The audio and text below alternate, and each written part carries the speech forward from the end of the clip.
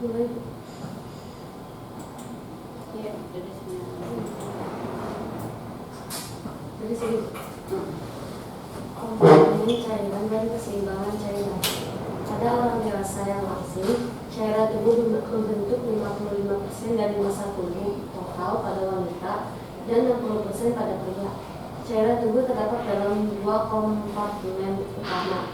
Yang pertama yaitu cairan di dalam sel atau cairan intrasel atau CIS yaitu sitosol. Yang kedua, cairan di luar sel atau cairan ekstrasel CIS ada dua jenis. Yang pertama cairan interstitial sekitar 80%, yaitu cairan yang menempati ruang mikroskopik antara sel-sel jaringan. Yang kedua, plasma sekitar 20% bagian cair dari darah. Kenapa laki-laki lebih banyak daripada perempuan?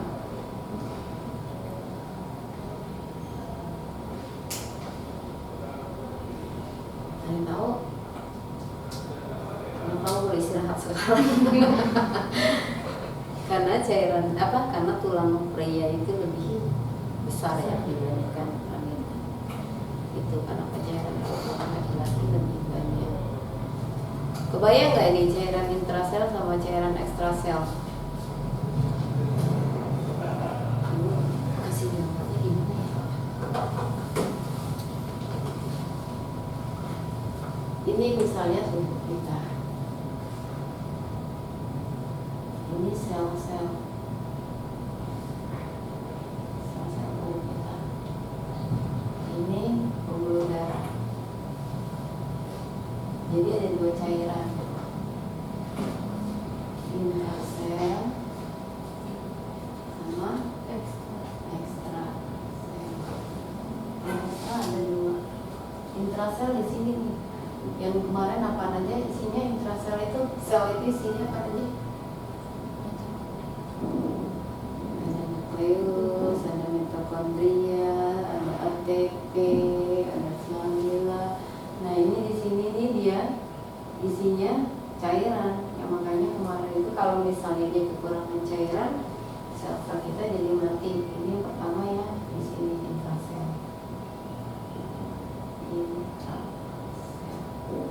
Yang ekstra berarti apa? Ekstra itu apa? Di luar dari sel ekstrasel. Jadi yang di sini nih. Ini namanya di luar sel. Ini juga termasuk di luar sel ini nih.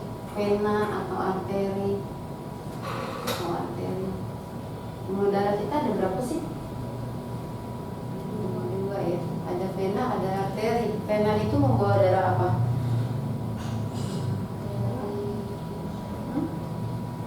Yang membawa darah kotor yang mana, yang membawa darah bersih yang mana?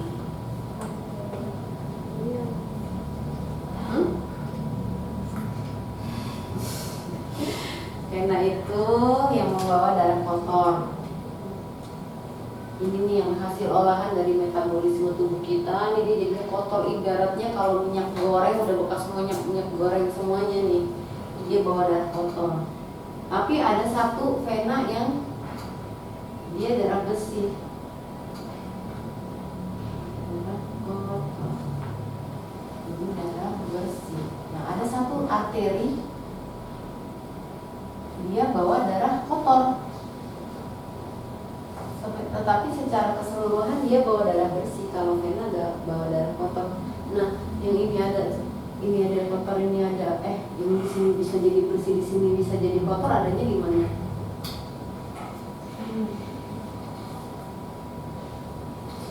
Daerah jantung ya, di daerah jantung. Nanti buka lagi anatomi jantung, sudah pembuluh darahnya. Di situ ada pertukaran yang kalau keluar kita ngeluarin karbon dioksida, di situ kita kan nyerap oksigen. Nah di situ ada pertukaran. Di situ nanti yang diambil sama darah arteri, yang kotornya itu keluar dari arteri, yang dari vena itu dia keluar dari arteri darah kotornya. Nah yang oksigen masuk dari luar terus diolah sama tubuh, diambil yang lebih bersihnya lagi itu masuknya melalui vena.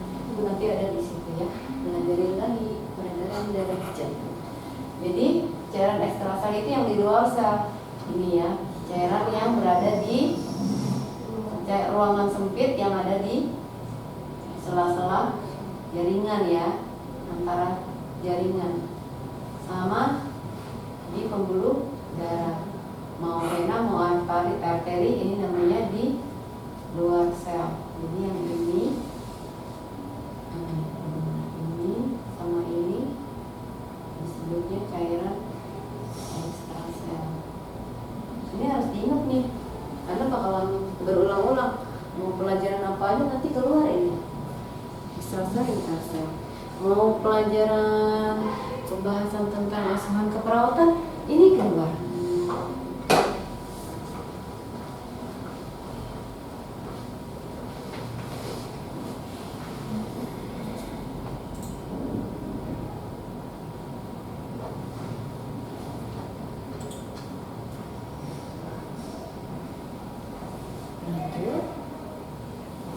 Sumber penambahan dan pengurangan air tubuh.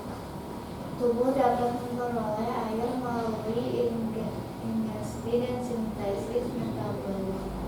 Sumber utama air tubuh adalah satu cairan yang terminum sekitar 1.600 ml, makanan yang lembab sekitar 300 ml, air metabolik sekitar 200 ml yang dihasilkan di tubuh oleh oksigen saat respirasi sel aerob. Pengeluaran air terjadi melalui 4 cara.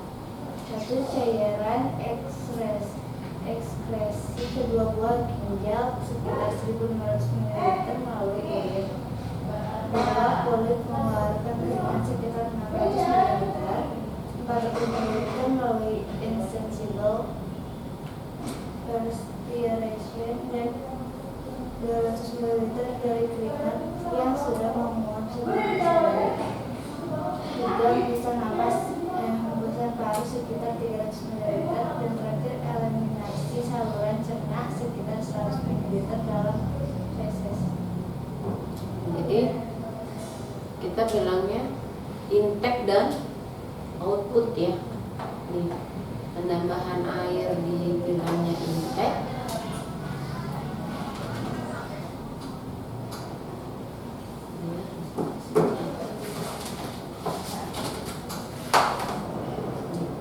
penambahan air disebutnya intake, pengeluaran air disebutnya output. Ini nanti nih kalau bikin asuhan keperawatan ini ada apa, sering banget nih keluar nih, karena ini termasuk asuhan keperawatan yang pokok, yang utama. Berkurangnya apa sih kurangnya cairan tubuh berhubungan dengan output yang berlebihan. Output apa? Pengeluaran air. Kelebihan volume cairan tubuh berhubungan dengan intake ya, berlebihan. Ya, ini selalu ada nih kayak gini nih. Saluran gastrointestinal kita ambil dari yang, kalau ini intake mah gampang ya. Kalau kita makan udah pasti minum nih, cairan yang diminum bisa ada air putih, susu, kuah sup, apalagi banyak lah ya ini ya. Makanan yang ditelan, misalnya kita itu makan tapi nggak minum, tetap aja ada cairannya, karena kita memproses makanan kan pasti pakai ada airnya ya, kayak kita menanak nasi ada air, ya kan? Untuk melembabkan makanan, misalnya untuk bikin beras jadi nasi itu kan dia pakai air. Nah, airnya berapa banyak? Nah, di total per hari, ini semua per hari ya. Per hari sehari makan 3 kali, makan kue, makan apa lagi? Yang direbus-rebus itu kan pakai air. Makanan lembab yang ditelan sekitar 700 ml. Air metabolik itu apa? Air dalam tubuh yang untuk kita mengolah makanan. Kayak habis kita lagi makan kan diolah di dalam perut. Itu kan ada cairan. Kayak kita ngeblender makanan nggak pakai air nggak akan di jalan kan itu. muternya sama, tubuh juga begitu ya. Jadi tubuh juga perlu air untuk memblender makanan yang sudah masuk ke dalam tubuh kita. Nah, pengeluaran air apa aja? Saluran gastrointestinal. Apa aja sih gastrointestinal tadi? Feses ya. Dari yang banyak dulu deh, dari ginjal. Kenapa lebih banyak di ginjal? Ini isinya apa?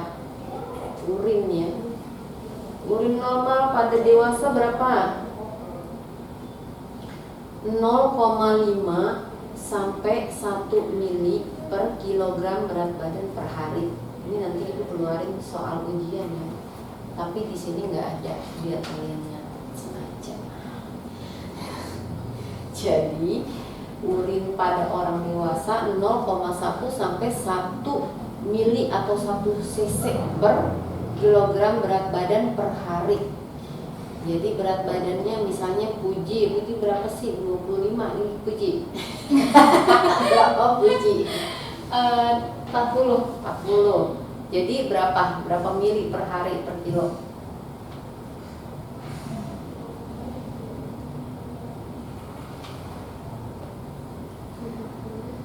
...40 cc per jam. Kalau per 24 jam dikali, kan 1 per hari per jam per kilonya berapa jadinya? Gimana sih ngitungnya? 0 cairan dewasa.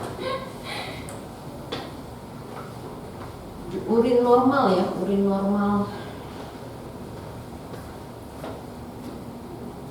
Urin normal pada dewasa.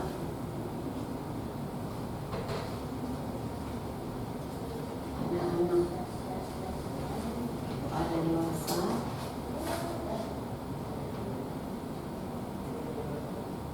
0,5 sampai 1 mili per kilogram berat badan per hari. Kalau pada anak 1 sampai 2 mili per kilogram berat badan per hari. Jadi anak kecil kalau kurang pipisnya itu nggak boleh, minimalnya segini, maksimalnya segini. Dewasa minimalnya segini, maksimalnya segini. Kalau berat badannya 40, jadinya berapa? 40 kilogram. Berapa jumlah urin? Berapa nih? Jumlah urin per 24 jam.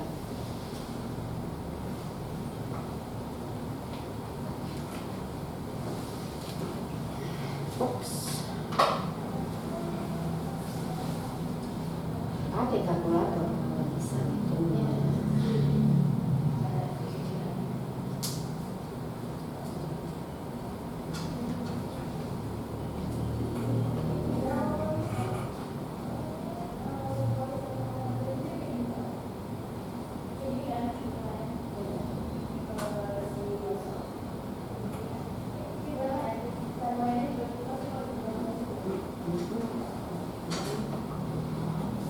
Berarti kan kalau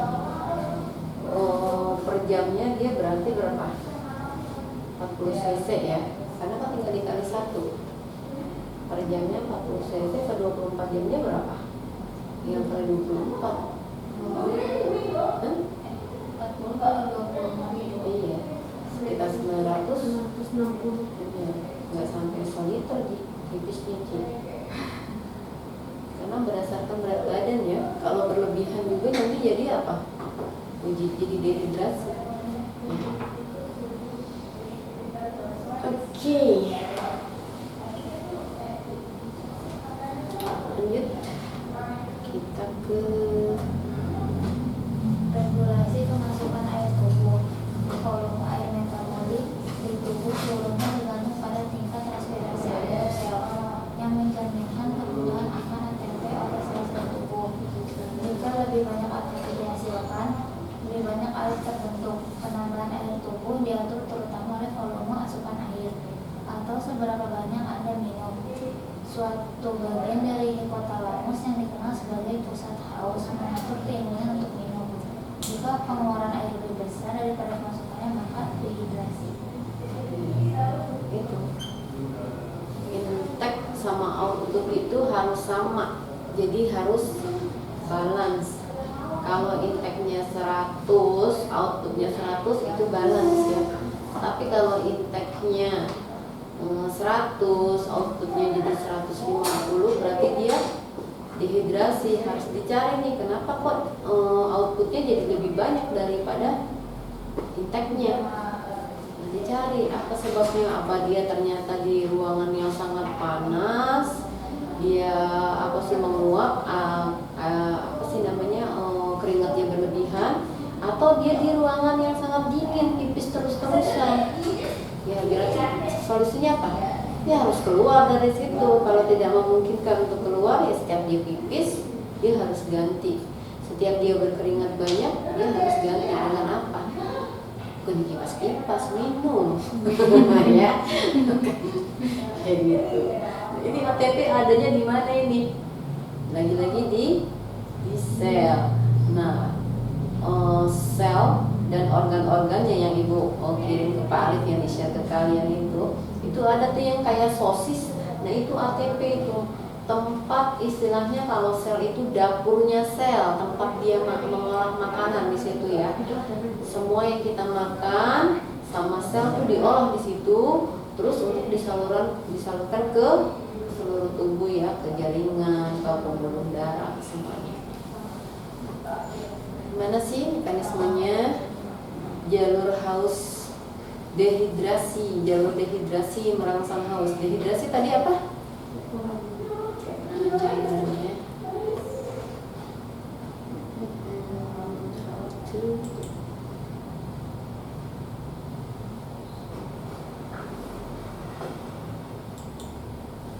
Dehidrasi,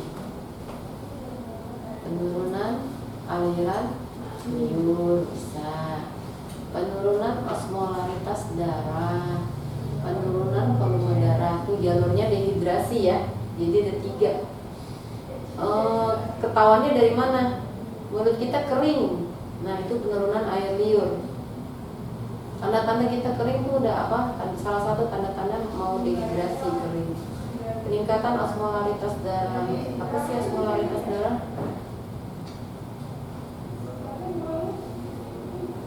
Kepekatan ya. Kalau misalnya darahnya pekat banget, berarti dia itu kurang cairan di dalam plasma itu, di dalam darah. Kurang minum, bisa kurang minum, atau bisa juga karena ada penyakit ya. Terus penurunan volume darah. Dari mana nih penurunan volume darah? Banyak hal ya. Bisa karena perdarahan, bisa kecelakaan, macam-macam. Tandanya air liur, penurunan air liur, mulut dan faring kering. Kita merasanya nggak enak banget, sampai kayak ludah aja kayaknya rasanya kental banget, mau buang ludah aja susah ya. Saliva ya, kita bilangnya saliva ya, di ludah itu biar lebih elegan. Rasanya saliva itu kental banget, mau ngeluarin itu susah. Ini kayak ibu kalau banyak ngomong kering tuh di ujung-ujung bibir semuanya. Merangsang osmioreseptor di hipotalamus, di otak ya. Ini ada ini sinyalnya AA. Ini nih darahnya udah pekat nih. Hai, otak, darahnya udah pekat. Apa yang harus kamu lakukan nih? Otak merangsang pusat haus di hipotalamus. Nah, kalau yang dari penurunan volume darah menyebabkan apa aja? Kalau di sini banyak ya, karena bisa menyebabkan kematian nih. Kalau ini dibiarkan lama-lama ya. Karena apa? Itu tempat apa namanya darah, kan dia harus mengalirkan. Kalau nggak teratasi, udah pasti sebabnya nanti bisa jadi kematian.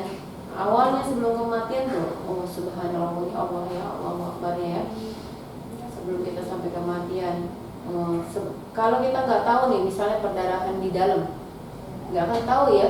Kalau orang dewasa aja dia nggak tahu dia ada perdarahan di dalam, dia cuma tahu perutnya kembung aja rasanya. Nggak taunya, misalnya dia habis ketonjok atau apa, ternyata menyebabkan luka. Lukanya itu cuma rembes, pembuluh darahnya rembes. darahnya rembes, kalau 24 jam bisa bayangin berapa liter. 500 mili aja udah kebuang tuh berapa cc. Ya kan? Allah kasih tanda, tekanan darahnya turun. Kalau misalnya penurunan volume darahnya nggak diketahui, tanda-tandanya apa? Tekanan darahnya turun. Oh, ini ada sesuatu nih, dicari nih, apa penyebabnya? Nggak mungkin kalau bisa penurunan tekanan darah dengan orang penurunan volume darah, yaitu kesadarannya juga mulai menurun ya. Orangnya rada ngantuk, lemes, nadinya juga lambat, napasnya juga lambat, segala sesuatunya melambat ya. Terus apa? Peningkatan pelepasan renin oleh sel di ginjal ya, di ginjal juga di ini langsung berespon, ditutup nih, ada perdarahan nih, kamu jangan ngeluarin urin dulu, langsung tuh ditutup, ginjalnya berespon, oh ya ada perdarahan nih, ditutup dulu biar jangan banyak keluar ya, oleh perdarahan dari urin juga keluar. Nah di ginjal pembentukan angiotensin 2. Ini apa sih angiotensin 2 ini? Hormon ya yang buat merangsang haus, hormon yang ngasih sinyal ke otak suruh kita minum. Nah ini dia merangsang pusat haus di hipotalamus, akhirnya rasa haus meningkat. Terus kalau haus meningkat kita diem aja gitu, enggak kan, minum. Nah kalau yang sini yang dari apa sih namanya, penurunan volume darah bisa 2 ya, bisa dia minum, bisa aja kalau orang mau pingsan itu kan bisa aja dia tekanannya rendah ya, jadi bisa minum. Tapi kalau yang karena kebocoran dia harus diinfus ya. Rasa haus meningkat, orang makanya yang pasien-pasien diinfus itu nggak ngerasain lapar, nggak ngerasain haus, karena apa? Selnya udah cukup kebutuhan cairannya. Terus juga kenapa kita kebutuhan cairan harus dihitung berdasarkan berat badan? Karena nggak berlebihan. Sel itu kan kecil di dalam, coba bayangin kecil banget. Terus kita guyur banyak, apa nggak kelelep dia gitu ya. Jadi jangan main cairan sembarangan ya. Kalau kalian udah mulai kerja jangan main sembarangan. Kecuali orang yang kolaps, orang yang memang dehidrasi berat, itu harus diguyur untuk secepatnya mengganti. Karena kalau dibiarin bisa jadi metong. Terus apa lagi nih? Masih tanda peningkatan. Kalau rasa haus meningkat terus kita minum, asupan air jadi meningkat. Efeknya apa? Peningkatan air ke tubuh menjadi normal. Terus dehidrasinya tetap. Iya, connect ya. Kira ini gitu. Itu gitu semuanya. Oke, next.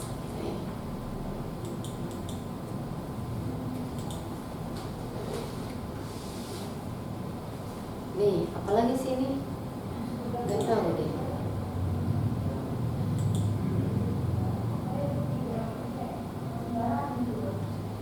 Ini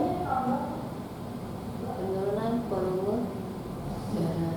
Ini cara darah berkurang ya, volume darah, dehidrasi juga. Peningkatan asupan NaCl. NaCl itu bisa dari mana aja yuk? Reabsorpsi natrium dan klorid di ginjal oleh hormon. Absorpsi apa sih absorpsi? Regulasi reabsorpsi. Reabsorpsi apa sih? Re apa re? Re itu mengulang ya. Absorpsi apa? Menyerap, diabsorb, diserap. Jadi menyerap kembali, yang mengulang, diserap berulang-ulang ya. Nah, peningkatan asupan NaCl ini bisa ada di mana nih? Asupan NaCl, asupan garam. NaCl itu kan garam ya. Ada di mana aja?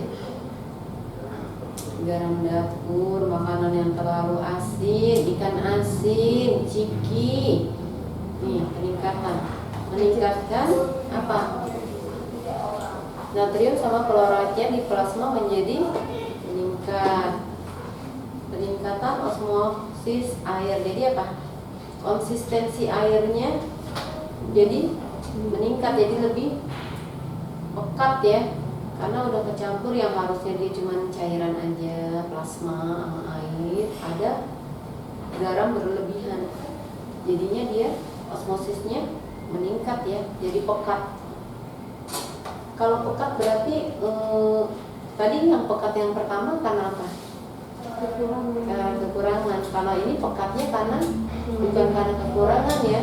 Yang ini karena konsistensinya jadi lebih pekat. Yang misalnya nih, kalau ilustrasiin di sehari-hari di rumah, kita bikin susu. Takaran satu susunya itu, contohnya anak aja yang gampang.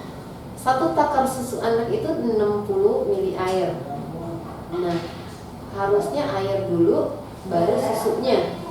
Tapi kalau kita naruhnya susu dulu baru air, totalnya jadi 60, pekat nggak? Karena kalau misalnya air dulu baru susu, jadinya total cairannya satu takarnya 60, air dulu ditambahin susu 1 sendok, bisa jadi total susunya menjadi 70 mili. Kalau kita taruh susu dulu terus kita seduh sampai airnya 60, itu jadi pekat nggak? Jadi pekat. Kalau totalnya cuma 60, karena dia nambahin airnya cuma sampai 60 gitu, jadi pekat. Yang harusnya totalnya jadi 70 kan dia cuma nambahinnya cuma sampai garis 60 gitu, karena dia taruhnya susu duluan, pekat jadinya. Nah itu kayak gitu ya, yang harusnya isinya kayak gitu tapi dia ditambahin atau enggak udah bener nih susunya 60, airnya 60, susunya 1 sendok, udah cocok nih kan ya, udah balance ya. Tapi dia tambahin lagi apa? Dia masukin misalnya kapsul ikan, dia masukin lagi vitamin A di situ, dia masukin lagi kalsium, dia masukin lagi, pokoknya ibunya itu overprotect, pengen anaknya vitaminnya gizinya yang semua dimasukin. Yang tadinya cuma 70 jadinya banyak, sama tambah-tambahan yang lain. Minumnya jadi enak nggak sih? Nggak enak ya, jadi pekat sama macam-macam rasa, sama juga dengan cairan ini. Jadi peningkatan osmosis air dari cairan ekstrasel ke cairan interstisial ke plasma, ini jadi pekat nih untuk masuknya nih. Untuk masuknya itu ke intrasel, ke dalam sel itu, sama ke plasma itu pembuluh darah ya, arteri sama vena itu jadi pekat. Pembuluh darahnya jadi meningkat. Menyebabkan apa nih?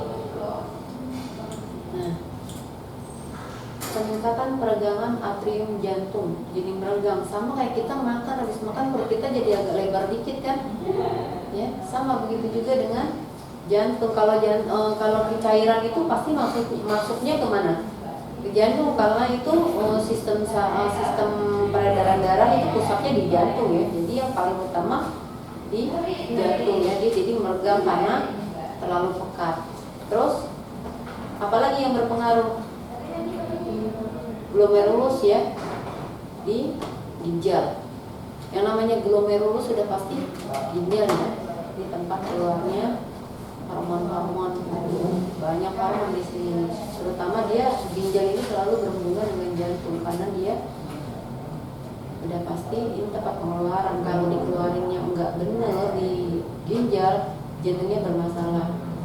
Jantungnya mendak banyak, ginjalnya bermasalah. Makanya ini saling ketergantungan.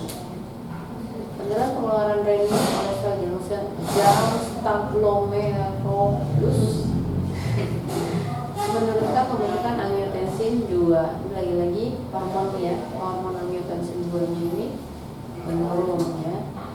Yang harusnya dia normal-normal aja pembentukannya ya untuk proses urin ya. Jadi dia jadi menurun. Jadi meningkatkan laju filtrasi apa sih? Saringan ya, saringan menyaring, difilter, disaring.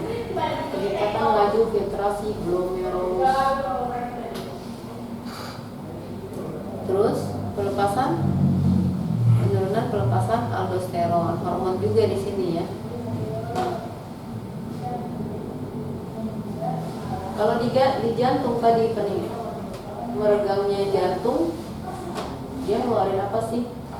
Hormon juga. Kan kalau di jantung juga punya hormon ya, pelepasan juga ada hormon juga banyak. Pokoknya semua sel kita itu, organ kita, dia masing-masing mengeluarkan hormon ya. Terus apalagi akibatnya dari ini semua? Penurunan reabsorpsi NaCl oleh ginjal. Jadi NaCl-nya ini ketahan di ginjal, ya, ketahan di ginjal, peningkatan penurunan natrium dan klorida di urin. Kenapa? Karena ini numpuk di ginjal, bukan berarti dia nggak pipis, dia tetap pipis, tapi konsentrasi yang biasanya urinnya cuman biasa-biasa aja, tapi di urinnya itu kadar garamnya, natrium sama kloratnya itu tinggi ya, walaupun dia keluarnya tetap normal-normal aja, cuman ini NaCl ini tetap tertahan. Masuk nggak? Ngerti nggak? Nggak ngerti. Jadi gini, susu yang diminum kan pekat tuh, dia tetap pipis, anak itu tetap pipis, tapi lemaknya susu itu ketimbun di ginjal, di perut, di badan, dia tetap pipis, tapi kecium baunya apa? Bau susu, karena di urin itu banyak susunya. Kayak misalnya kita makan buah naga ya, buah naga kelihatan tuh ya. Kira-kira buah naga dikeluarin semua dari urin? Enggak, kalau kita makan berlebihan, dia bisa ketimbun di bawah kulit, bisa warnanya merah, atau tomat atau wortel pada anak itu kalau asupannya berlebihan, dia ketimbun di tubuh. Tangan-tangannya anak ini warnanya orange, mukanya orange, terus pipisnya jadi lebih orange. Kalau ada bau apa sih kalau wortel itu baunya? Apa ya, susah diomongin. Pokoknya kecium lah, kalau orang yang sering di dapur nyium bau wortel lah, kecium tuh bau buah-buahannya itu ya. Tapi dia tetap kebuang, tapi tetap ditimbun juga gitu ya, maksudnya ya. Jadi itu ngaruh juga ya? Nah, makanya orang yang berlebihan makan ciki itu cepet gemuk. Nah itu karena dia bisa menahan NaCl. NaCl itu menahan cairan, jadi dia tetap turun, cuman cairannya yang harus keluarnya maksimal ini nggak maksimal karena ditahan sama ginjal. Numpuknya di perut ya, paling banyak di perut. Ya, orang banyak makan ciki itu cepet gemuknya di situ. Dan juga bisa bikin hipertensi karena numpuk juga di jantung. Lalu apa lagi yang terjadi? Peningkatan pengeluaran air di urin melalui osmosis. Osmosis itu cairan yang pekat ke yang rendah ya, atau yang kurang pekat ya. Terus menyebabkan penurunan volume darah. Ya iya, gimana volume darahnya mau bagus stabil karena cairannya itu ketahan di sini. Ya.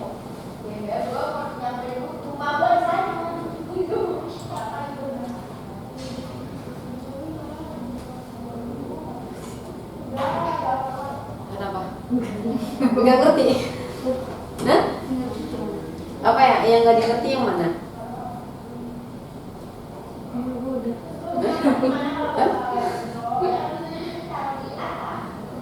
Rangkaian kejadian pada intoksikasi air atau edema. Apa sih artinya ini? Pernah dengar edema nggak? Tertimbunnya cairan di dalam tubuh yang tubuhnya jadi bengkak-bengkak. Siapa ya waktu itu nanya? Bu, kalau kakinya bengkak pada ibu hamil, ya itu edem ya, itu namanya edem. Edem pada ibu hamil. Jadi intoksikasi air dia bisa karena dia alergi sama si jagung bayi yang dia kandung, atau juga karena dengan adanya bayi dia produksi air jadi berlebihan di dalam tubuh ya. Nih apa aja sih ininya prosesnya tahapannya?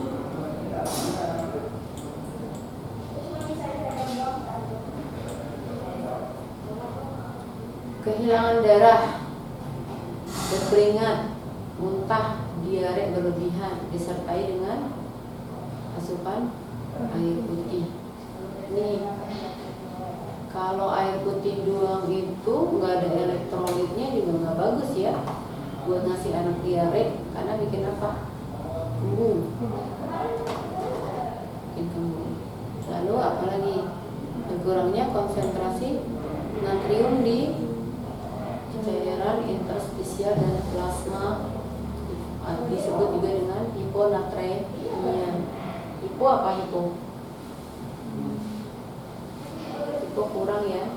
Natremia berarti apa? Natrium di dalam darah. Jadi natrium di dalam darahnya itu ya berkurang ya. Terus apa lagi? Kalau udah konsentrasinya berkurang, osmolaritas cairan interstisial dan plasma jadi menurun, kepekatannya jadi berkurang ya. Cairannya yang dari yang pekat ke yang cairan yang tidak pekat ya. Osmosis air dari cairan interstisial ke cairan ekstrasel ini juga jadi susah ya. Osmosis air itu jadinya apa tadi? Konsentrasi airnya yang pekat ke yang nggak pekat, jadi untuk masuk ke interstisialnya, ke cairan intraselnya juga jadi sulit. Jadi numpuknya di mana?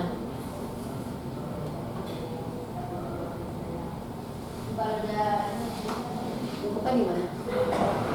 Numpuknya di intrasel. Di intrasel masuknya susah. Kan cairannya pekat, dia kan harus masuk ke intrasel kan. Kalau kita minum itu harus masuk sampai ke paling dasar dari tubuh kita. Paling dasar dari tubuh kita apa? Sel kan, sel. Nah kalau misalnya itu pekat, cairan yang kita minum itu pekat, jadi dia sulit untuk masuk ke sel, untuk menembus membran sel itu sulit. Jadi dia numpuknya di ekstrasel ya, cairan interstisial di vena di sini. Makanya vena banyak yang kotor, makanya ada banyak kolesterol, garam tinggi, bisa bikin jadi hipertensi kayak gitu ya. Jadi di situ numpuk. Nah penumpukan itulah disebut intoksikasi air. Selnya jadi apa? Jadi bengkak. Kenapa? Tekan ya, dia jadi rusak, selnya kan jadi rusak. Kalau orang sel kita rusak itu kayak gimana sih awal-awal kalau kita kejedot, kalau apa sel kita kan membengkak ya gitu. Jadi odim di situ ya, numpuk cairannya, nggak bisa keluar.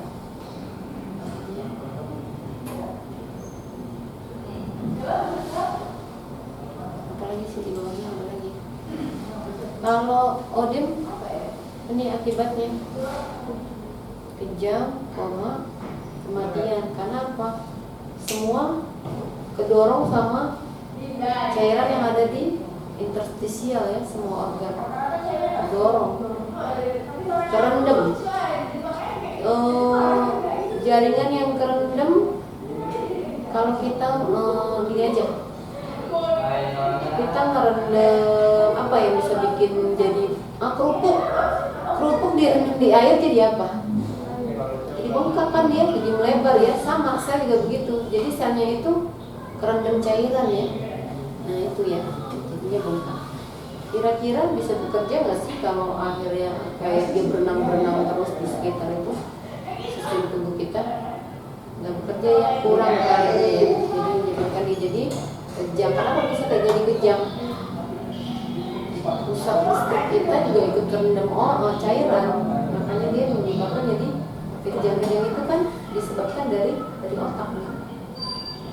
Kejang menyebabkan penurunan kesadaran jadi koma, lama-lama jadi kematian. Ini yang paling sering kayak gini apa nih?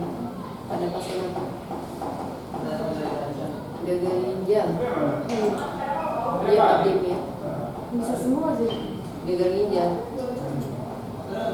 susah semua karena Kalau perawatannya berarti gimana? Apa harus semua? dia harus ini cuci darah tergantung keparahannya ya. Dia kan nanti dicek dulu fungsi ginjalnya berapa persen. Kalau masih di atas 50% mungkin seminggu cuma sekali cuci darah. Tapi kalau kurang dari 50% bisa seminggu 2 atau 3 kali cuci darah. Nah kalau udah sering cuci darah itu udah susah untuk sembuhnya. Karena apa? Kalau darah itu nggak keluar, kan kita menghasilkan produk sampah juga tubuh kita itu dari hasil olahan metabolik itu. Ya yang tadi gue bilang apa? ATP itu masak ya, dapurnya manusia itu bisa itu namanya di ATP. Dia itu mengolah semua produksi. Ada yang diolah jadi makanan, ada sampahnya. Nah sampahnya itu kan keluar melalui ginjalnya udah rusak, bisa nggak sih kebuang itu sampah? Saringannya udah compong-camping, udah susah mau keluar sampahnya. Jadi numpuk. Nah penumpukan sampah itulah yang memperparah si ginjal, makanya dia bisa jadi gagal ginjal.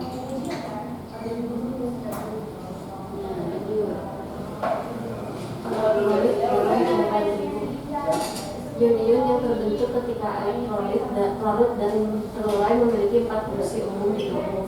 Yang pertama yaitu karena terutama terbatas di kompartemen cairan tertentu dan lebih banyak daripada non elektrolit. Ion-ion tertentu mengontrol osmosis air antara berbagai kompartemen cairan. Yang kedua, ion-ion membantu mempertahankan keseimbangan asam basa dan diperlakukan untuk aktivitas normal. Yang ketiga, ion-ion membawa arus listrik yang memungkinkan terbentuknya potensial aksi dan potensial berfungsi. Yang keempat, beberapa ion berfungsi sebagai kofaktor yang dibutuhkan agar aktivitas enzim optimal. Ya, selanjutnya itu kandungan elektrolit cairan intrasel cukup berbeda dari yang terdapat dalam cairan ekstrasel. Pada cairan ekstrasel, kation paling banyak adalah Na+ dan anion terbanyak adalah Ca+. Pada cairan intrasel, kation paling banyak adalah K+ dan anion terbanyak adalah protein dan fosfat. Ini bahasa ininya ya, kimianya ya. Kita ngomong ini aja bahasanya. Jadi fungsi elektrolit dalam tubuh itu fungsinya apa? Mengontrol osmosis air antara berbagai kompartemen cairan. Itu ada chloride, natrium, fosfor, ya kompartemen cairan ya, mengontrol osmosis. Jadi kepekatannya dikontrol. Jadi kalau kelebihan, kekurangan, tubuh ini jadi berproses ya, langsung dia kasih alarm kalau kelebihan. Yang kedua apa? Membantu mempertahankan keseimbangan asam basa. Nah ini juga nih, kalau misalnya salah satu di sini nggak seimbang nih asam basanya nih, bikarbonatnya, karbon dioksidanya, apalagi base excess-nya, yang ada di ginjal sama yang di pernapasan ini nggak seimbang nih, asam basanya nggak seimbang. Ini juga bisa menyebabkan terus apa lagi yang ion itu elektrolit itu membawa arus listrik. Jadi kita ada arus listrik juga. Di mana sih adanya nih? Kita tahu kita ada arus listrik. Ini dari mana?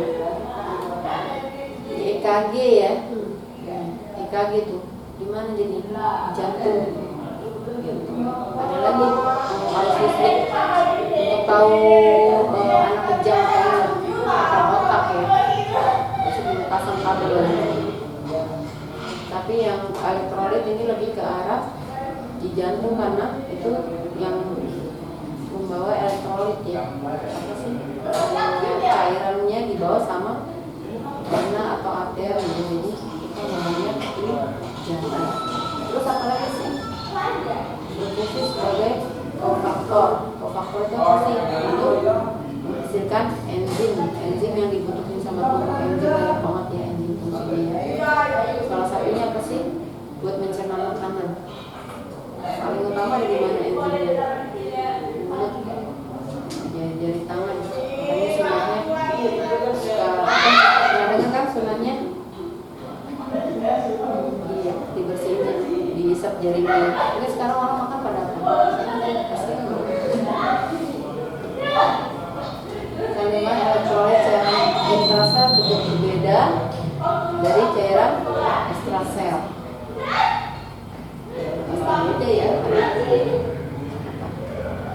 Sel itu kan dasarnya dari tubuh ya. Cairan ekstrasel, kation yang paling banyak adalah natrium sama klorid. Ya. Kenapa ini harus banyak? Ini untuk peredaran darah, klorid untuk tulang, gigi, untuk rangka ya. Kalau ada cairan intrasel, kation yang paling banyak adalah kalium, protein sama fosfat. Karena apa? Kalau tubuh nggak punya kalium, jadi tremor, bujang, banyak nanti kita bahas fungsinya. Protein buat apa sih? Protein buat jaringan ya. Kalau nggak ada proteinnya, jaringan tubuh kita kempes, kulit doang sama tulang, nggak berisi. Fosfat buat tulang sama gigi, rangka ya.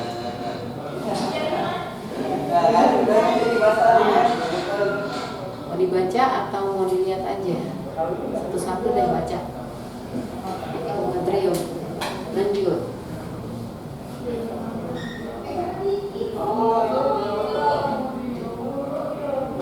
Tidak seimbangan elektrolit dalam darah.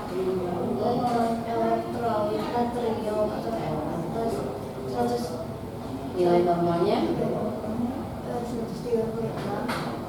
sampai 148 mikroekuivalen per liter.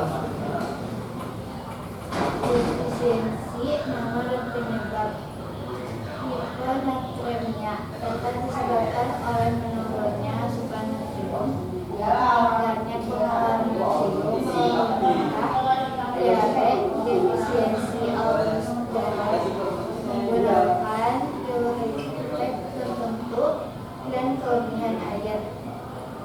Gejala dan tanda kelemahan otot, pusing bergoyang, nyeri kepala, dan hipotensi, kardia dan shock, kebingungan mental,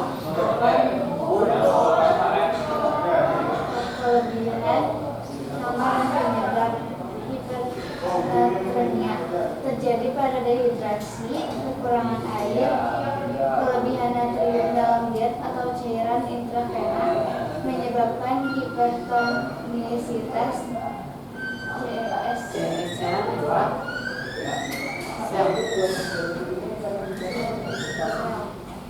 yang menarik air keluar dari sel ke dalam cairan ekstraktor, menyebabkan dehidrasi sel. Gejala dan tanda: rasa haus hebat, hipertensi edema, agitasi, dan kejang. Ya. Jadi nama elektrolitnya natrium, defisiensi. Kalau kekurangan berarti hiponatremia, kekurangan natrium di dalam darah. Kalau ada mianya itu namanya darah ya. Kalau ada hipo berarti dia kekurangan. Kalau hiper berarti dia kelebihan. Mia darah berarti natremia, kelebihan natrium di dalam darah. Ya. Nah dari sini mana yang nggak tahu? Tasikardia itu nadinya cepat, lebih dari normal. Stupor itu kondisi penurunan kesadaran. Dia tidur aja, dia jadi koma. Kalau dibangunin harus pakai rangsangan kuat, dicubit, baru dia bangun. Kalau cuma gini-gini doang, dia nggak bangun. Agitasi ini apa? Iya, ngomongnya udah ngelantur ya. Ngomongnya ngelantur, udah nggak konsentrasinya udah berkurang, udah pokoknya ngomongnya ngelantur, udah nggak bisa. Terus tremor juga kayak gini, pukulan banyak ini, gue mulai dari gejala